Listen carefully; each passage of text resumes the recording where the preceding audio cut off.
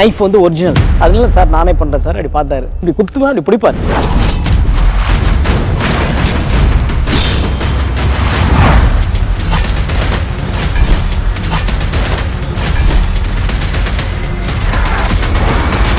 Jailer unlock super star Rajinikanth അഭിനയിച്ച mega block buster ചലച്ചിത്രം ജയിലറിന് പിന്നിലെ കഥ സബ്ടൈറ്റിലിനോടൊപ്പം നിങ്ങളുടെ സൺ നെക്സ്റ്റിൽ മാത്രം കണ്ടാസ്വദിക്കാം. ഇപ്പോൾ തന്നെ ആപ്പ് ഡൗൺലോഡ് ചെയ്യൂ.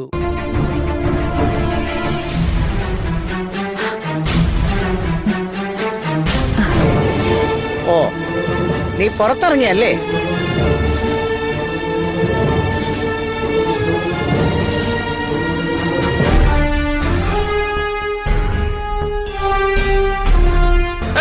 അമ്മ എന്നെ കൊന്നാലും ശരി, മാപ്പ് തരാതെ അമ്മയെ വിടില്ല. വസന്ത, മാറിയിക്ക് അങ്ങോട്ട്.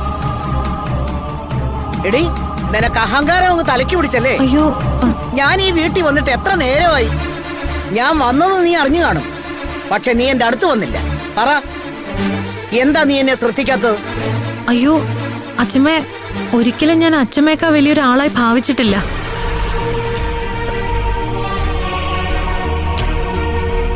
അച്ഛമ്മയ്ക്ക് എന്റെ ജീവിതത്തിലെ സ്ഥാനം എത്രയെന്ന് അറിയില്ലേ? നിന്റെ പഞ്ചാരയൊന്നും എനിക്ക് കേൾക്കണ്ട. നീ എന്തുകൊണ്ട് എന്നെ കാണാൻ താഴെ വന്നില്ല? അതിന് ഉത്തരം എനിക്ക് അറിയണം.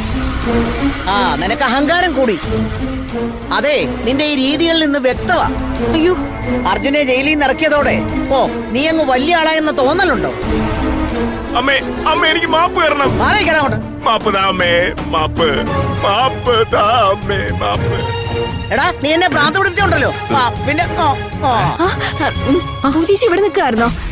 പൂജേച്ചി വന്നേ, അർജുൻ സാർ വിളിക്കുന്നുണ്ട്. സാറിന് ഇത് കേസിന്റെ കാര്യം പറയണം, അതൊന്ന് മെയിൽ ചെയ്യണമായിരുന്നു. നീ ചെല്ല്, എനിക്ക് അച്ഛമ്മയോട് കുറച്ച് കാര്യങ്ങൾ സംസാരിക്കാനുണ്ട്. പൂജ എന്തൊക്കെയോ പറയുന്നുണ്ട് മധു, എല്ലാം തുറന്നു പറയായിരിക്കോ? അമ്മ അറിയാം. എന്റെ ഈശ്വര, ഞാനിവിടെ നിൽക്കത്തില്ല. ഞാനും